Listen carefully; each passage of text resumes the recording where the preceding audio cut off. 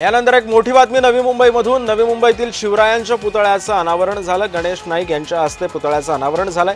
अमित ठाकरेंनी पुतळ्याचं अनावरण केल्यानं वाद निर्माण झालेला होता। अमित ठाकरेंवरील गुन्हे मागे घ्या, गणेश नाईकांचं आवाहन आहे। उपमुख्यमंत्री एकनाथ शिंदे कार्यक्रमाला मात्र गैरहजर राहिले होते। नाराज शिंदेंनी कार्यक्रमाला येणं टाळल्याची सुद्धा चर्चा आहे। उपमुख्यमंत्री एकनाथ शिंदेंची नाराजी दूर होणार। नवी मुंबईमध्ये आज छत्रपती शिवाजी महाराजांच्या सिंहासनरूढ पुतळ्याचं अनावरण पार पडलंय। वनमंत्री गणेश नाईक यांच्या हस्ते या पुतळ्याचं अनावरण पार पडलं। उपमुख्यमंत्री एकनाथ शिंदेंच्या हस्ते पुतळ्याचं अनावरण होणार होतं, मात्र ते कार्यक्रमाला गैरहजर राहिले।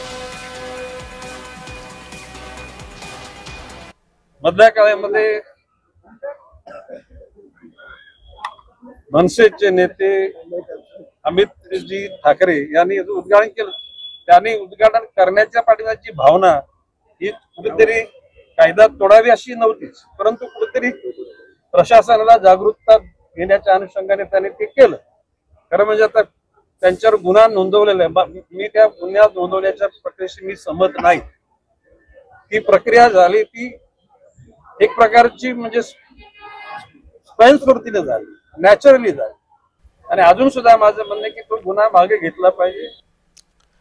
दरम्यान छत्रपती शिवाजी महाराजांच्या पुतळ्याच्या अनावरणाकडे शिंदेंनी पाठ फिरवली।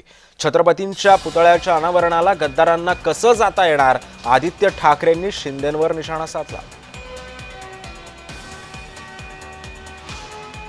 आमच्याच राज्यामध्ये आमच्याच राजाचं पुतळ्याचं अनावरण करणं गुन्हा असेल जे अमितवर गुन्हा टाकलेला आहे, मग हे कोणासाठी राज्य चाललंय, कशासाठी राज्य चाललंय?